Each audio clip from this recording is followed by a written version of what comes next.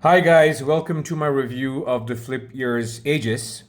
So the Aegis is a sub $500 IM from the Filipino brand FlipEars, which is a brand that has gained a lot of global, I want to say visibility after its release of the Legion and this IM. The Legion is around $700 and people have gone nuts over it. It's been sold out, I believe, and has a similar faceplate made of brass. And Philippines has very famous jewelry industry, especially they work with pearls. They have this very famous golden pearl, which is called a South Sea pearl. I know this because I've traveled to the Philippines and I bought some for my wife. And they're often referred to as the Mercedes Benz of pearls. So, from what I understand, Aries, who's the man behind FlipEars, one of the humblest, nicest, most generous persons I've met in the hobby. He's used a lot of the Filipino artisanry and a lot of these jewelers to design these brass faceplates, and it's absolutely stunning. But it goes beyond looks, guys. Everything here is just so well done. The cable is one of the highest quality cables you'll ever find in a sub $500 product. I mean, this is around $480 if I'm not mistaken. And for looks and feels alone, this far outclasses like the Aroma jewels of this world, which are priced closer to $5,000, if you know what I mean. Such is the craftsmanship and the level of sort of finishing with these IMs, the cables, the cable quality, the sheer the sort of fit and finish of this, the ergonomic nature of these cables. Look at the finishing on this box is just stunning. It's from the Arsenal collection, which is a collection that I think is going to put FlipEars on the map, as it probably has already.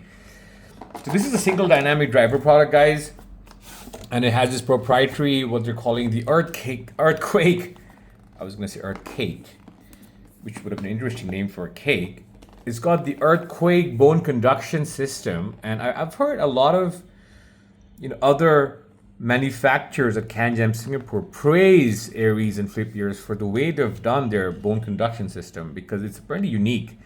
And it does feel unique. It's got a very speaker-like feel in a small room because you hear the bass, you feel the bass. The bone conduction is not a gimmick. A lot of you, including myself initially, was very skeptical of bone conduction systems early on because the claims were gimmicky, but this will make you feel that it's not, because this vibrates. And not so much that it distracts from the sound and the music listening experience, but this vibrates and you feel the music. You feel the bass. The bass here is one of the best rendition of bass you'll ever come across at any IM of any price class. This is perhaps the only IM you ever need if you like bass. There, I said it. I mean, this outclasses many Empire Ears products many times its price point for tonality. Like, it doesn't have those shouty upper mids of many Empire Ears IMs. It outclasses a lot of really well-tuned Symphonium audio products, because I really like Symphonium audio and I think they have some of the best all BA IMs out there on the planet. This still does better bass. Of course, it's a dynamic driver, so it's perhaps not a fair comparison. I mean, there are very few IMs that do bass like this, guys. Okay, so its sensitivity is around 112 decibels. This impedance is 8 ohms, so it's very easy to drive. I've driven this off dongles and also more powerful DAPs, but I've not picked up any hiss. I do think you want to avoid, more powerful sources with this. The shells are pretty compact, as is evident, and very smoothly contoured, which might be visible. Very smooth. So the nozzles are of moderate length with a secure lip, and it's pretty easy to use. The tips the tips will fit very easily. I think the fit is fairly good for small ears as well. The stock cable terminates in a 4.4, and like I said, it feels a step above the usual stock cables that you get with IMs at this price point, or even at far higher price points. The package is impressive. It includes multiple tips which have fallen out of this, baggy thing, and it is what it is. The face plates look very boutique, very beautiful. I've talked about this jewelry grade finishing, and this honestly is setting the bar. Like, if you care about value and bang for the buck, I don't think there's anything you get that rivals FlipEars in today's market. And they're still a young brand, and they'll gain in popularity as more reviewers pick up their products, and I really hope more reviewers do. Okay, the tuning at a glance. The tuning is Overall balance is warm, weighty, and very dark chocolatey. It's not overly dark. You still get a smooth and controlled treble performance. And the mids are, they're not forward, but they're not recessed. They're just exactly where mids should be. A rich tone, very clean and clear articulation of vocals. So that has to be borne out. That has to be said. So it's not something where the vocals are muffled, not at all. The sub bass, let's start with the bass. The bass reaches deep, deep, deep, very physical, very tactile. This is more bassy than the Legion, guys. So that gives you a frame of reference, because I feel like a lot of you watching this will have either heard the Legion at a Can Jam or, might have known of the Legion. This is more bassy than the Legion. The Legion feels more neutral compared to this. There's a lot of rumble, but I don't feel the bloat, but it does have mid bass, which I appreciate, because the mid bass gives the mids a sense of weight, a sense of tactility, a sense of a depth. So the mid-range feels very, very lifelike. The DK is slightly longer than what I'm accustomed to for reference set, which is something that works really well for EDM, hip hop, and modern pop. Even cinematic scores, which sometimes took in deep reaches of sub bass, will sound, just enormous on this. Enormous. For acoustic double bass, I feel like the note edges stay very defined and do not smear into lower mids. If the recording is already thick, though, you might want to use a neutral source. I do want to mention that. The Earquake system, the Earquake bone conduction systems is, it seems to fill in the, it creates that feel component that many single dynamic drivers just do not have at this price. It does. So the bass here, honestly, guys, for a single dynamic driver, I am at this price point. It's the master of the universe for bass. Mid-range is where I think it is going to convert a lot of people, because, honestly speaking, the chestiness of vocals, the way in which upper mids have presence for female vocals, I just don't know how they manage this tuning. Aries is becoming a bit of a wizard at tuning for bass and without compromising mids.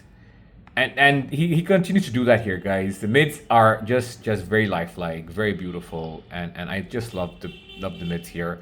Like I said, to balance between the chestiness of male vocals and the airiness and raspiness of certain kinds of female vocal genres is not something that many IMs at this price point have pulled off. Like, there's no single chi-fi product out there that I would classify as chi-fi, as much as I hate that word.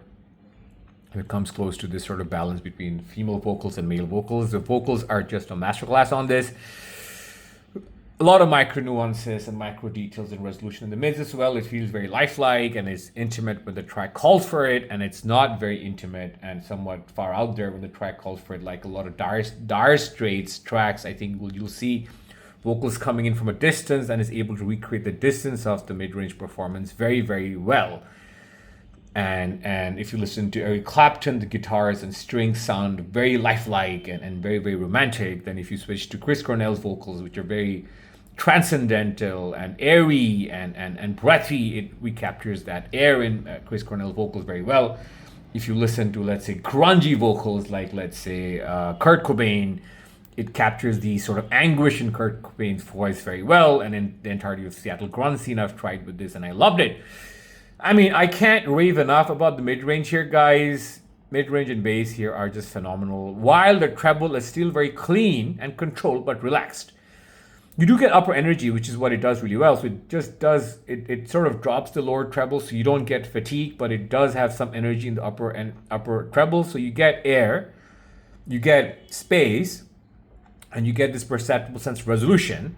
This is a deliberate tuning, and it does show the maturity of the way FlipEars has, tuned its IMs.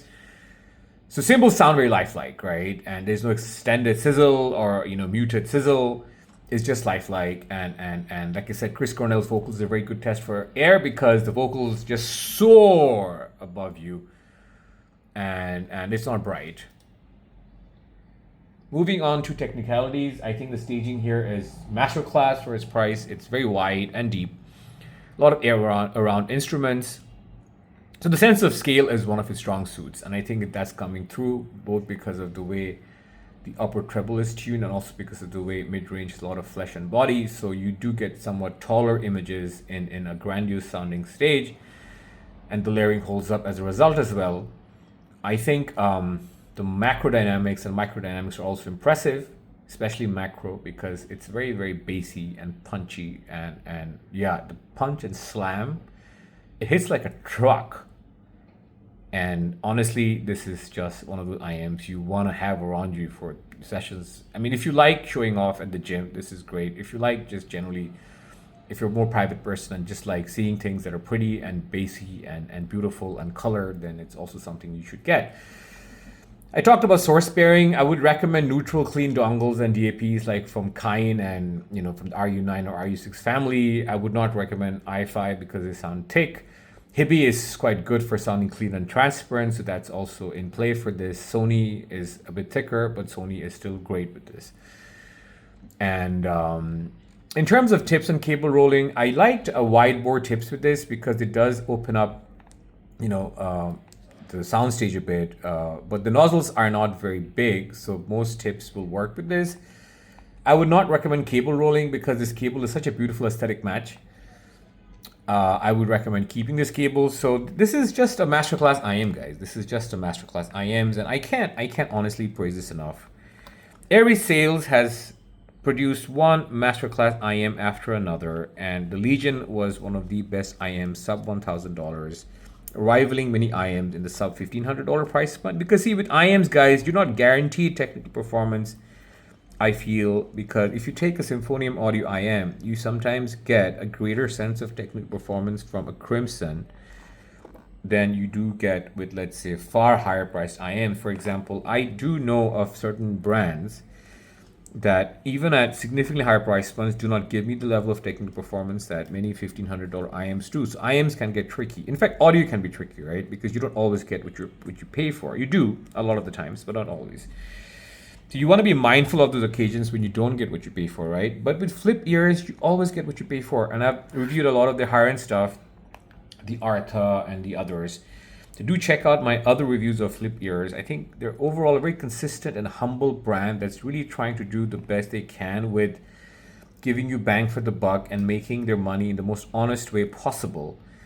And in many ways, I think our friend Aries Sales reminds me of Zach Meherbach of ZMF, because Zach, as you can see, I'm not very good with this. Zach, I think what he does is Zach and Bevan are like a family for audiophiles, right? Because with Zach and Bevan, you feel when you talk to them, even if it's on email, you feel a sense of warmth and hospitality. And of course, there's a certain amount of customization and craftsmanship that comes with ZMF products that is just very impressive, right? And you get a similar feeling with Aries, right? You get a similar feeling with Aries. Like, I met him, the first time I met him was at Can Jam.